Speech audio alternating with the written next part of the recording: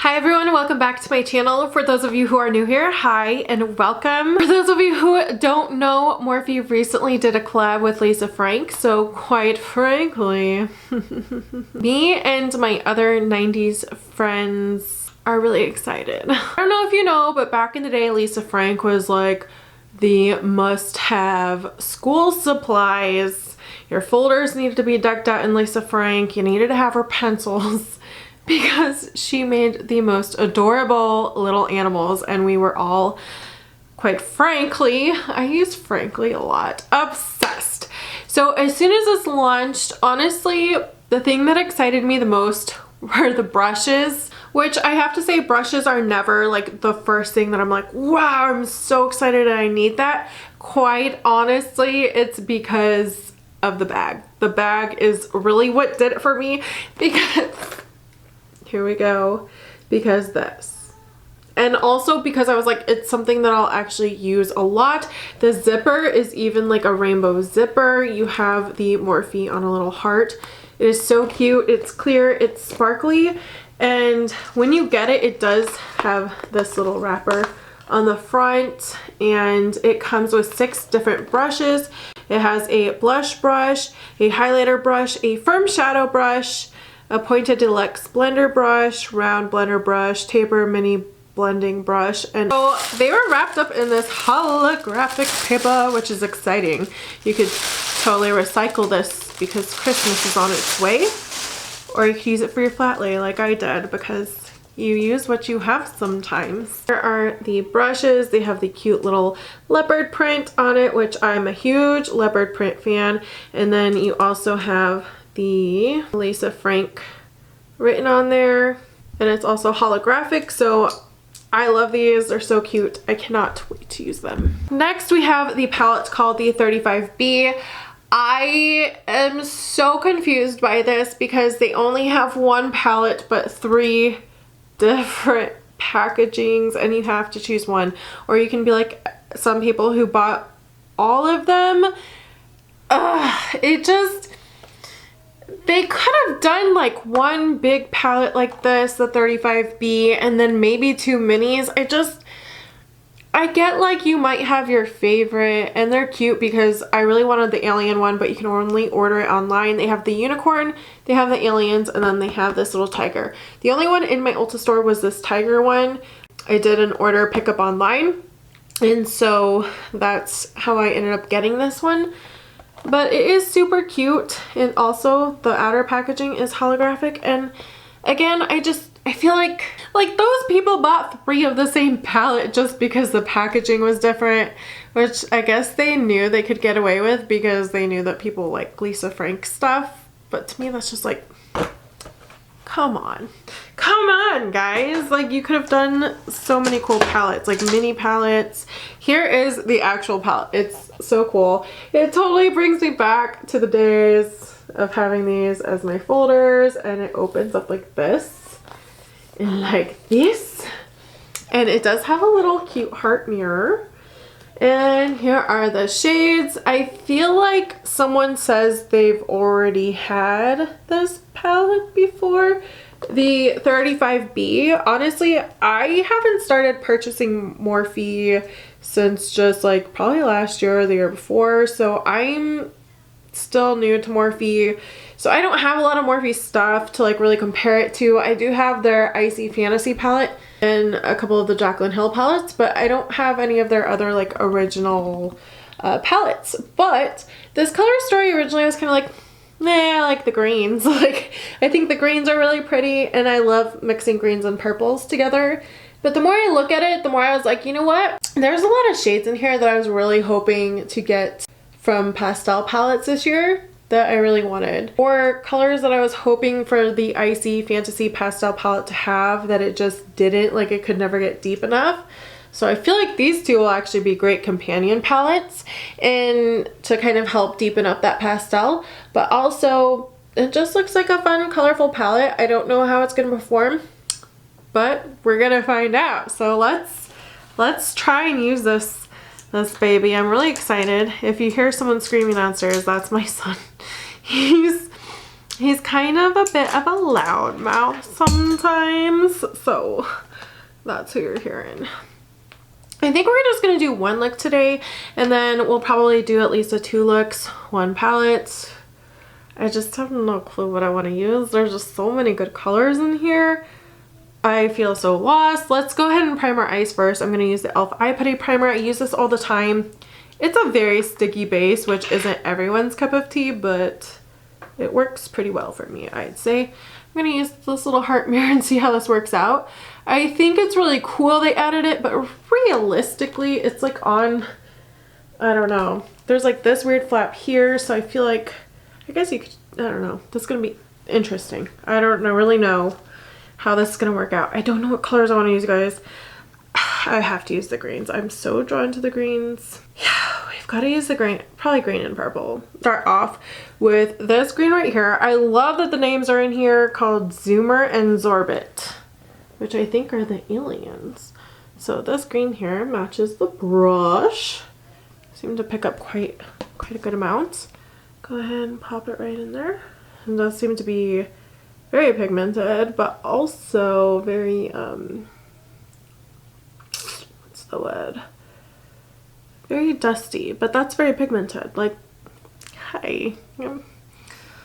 I'm okay with that. That is a good amount of pigment. Next, I think we're actually going to go in, let's do a different type of green. Let's go ahead and go into this one called Miss Galaxy.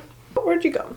Right here. This one is more like a teal turquoise type of color. Again, picked up pretty nicely. I'm actually surprised how pigmented that first green was, only because the last time I used the pastel one, and like, you really have to work for any pigment at all. This is like completely different. This is completely different experience in a good way. I think we're actually gonna go into this hot purple called Violet Velvet right here, and I'm still using the same brush. It seems to actually get pigment off it really easily. Comes off a little bit awkward holding this palette because it is like a trifold, so it's like, I'm gonna zoom you in so you can like see how these are performing, because so far I'm impressed. I'm not excited for the palette. Like I said, I was way more excited for the brushes. So I'm pleasantly surprised right now. We're actually going to, we're gonna go ahead and use this brush. So I do feel like I need to add a darker color right there. If you can see, there's kind of like a little weird meshy mesh going on. But I'm gonna first do some under eye color. I don't really know what color I wanna do yet. There's just so many options, you guys. This is what's bad, is I'm like, but there's so much I want to put on. Go ahead and go into this mint color called Dancing Dolphins. I remember the dolphin one. The dolphins. This is like a minty shade. And I'm gonna put that there. Wow, these are just very pigmented. I think we're gonna go into Roxy and Rolly, which is this kind of purpley pink shade right here. Hopefully this comes together at some point. It looks like it's looking real patchy right there on the monitor, but when I look in here, it doesn't look patchy at all. So I don't know what that's about, but I'm just letting you know what I see versus what you're probably seeing. It doesn't look, see, does that look patchy to you guys? Because like when I look in here, it does not. I don't know. So let's go into the lime green color. Peekaboo. It's like a lime green. And it's kind of picking up on the brush. Not as much as I'd like. I feel like I'm going to have to use this wet. We'll see what happens. Yeah. Definitely would need like a glitter glue or a wet brush. Okay, so that's wet. Definitely becomes metallic if you use it wet, but anyone else's throat like make these weird like growling burpy noises, like you have a bubble in your throat but it's not really a burp? It's like, is that just me? Let me know down below. I don't know if I love this look how it's turning out, but we're not done. Like, why not just add more, right? I don't know. I'm just playing. I'm just having fun. If this look turns out good, great. If it turns out horrible, great. Okay, we're gonna take this purple. I do have that one wet. I'm just gonna automatically wet that purple because that green performed so badly. So well, this turning into a look. Quite the look, huh? I don't know if it's the look I was going for, but it's a look. We're gonna take Persilla, which is this pink shade right here.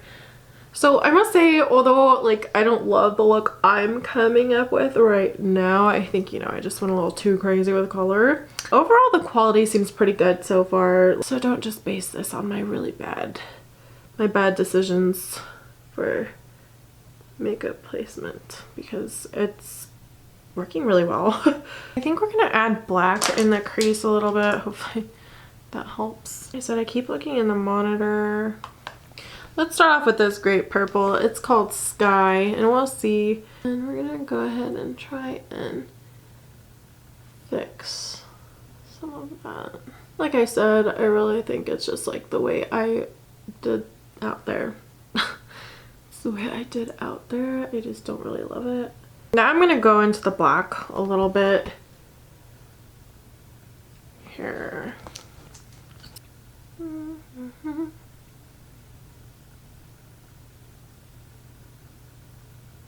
And bring probably some of that down below. If you know me at all, you know that I love adding holographic colors to my inner corner. So I'm gonna take this Kimchi Chic highlighter in Pearls Gone Wild. As I told you guys, this was gonna become my new favorite inner corner highlight. I just do not like using boring pops of inner corner. Why would I do it when there's like highlighters that look like this?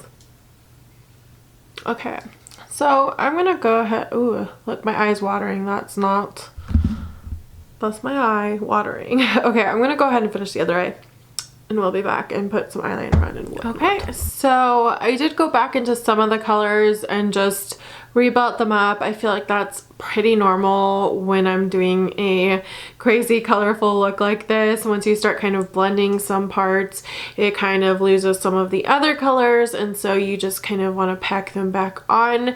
And honestly, I was pleasantly surprised. I mean, there was a few troubles with the formulas, like the shimmers. I really wish they were more metallic, more intense, a little bit more shimmers that we don't see every day. Like this definitely is more matte, but if you have like duochromes or shifty topper shades, I think they'll be a great addition to this palette. Obviously you don't need to. You can create a beautiful look with what's here. I feel like there's a good variety in terms of enough mattes versus shimmers to create a lot of various different types of looks. Again, I do actually feel like this would be a great companion palette to the pastel palette that they recently launched, to kind of help deepen up a few of those colors, give it just a little bit more dimension, but also help blend some of these colors out.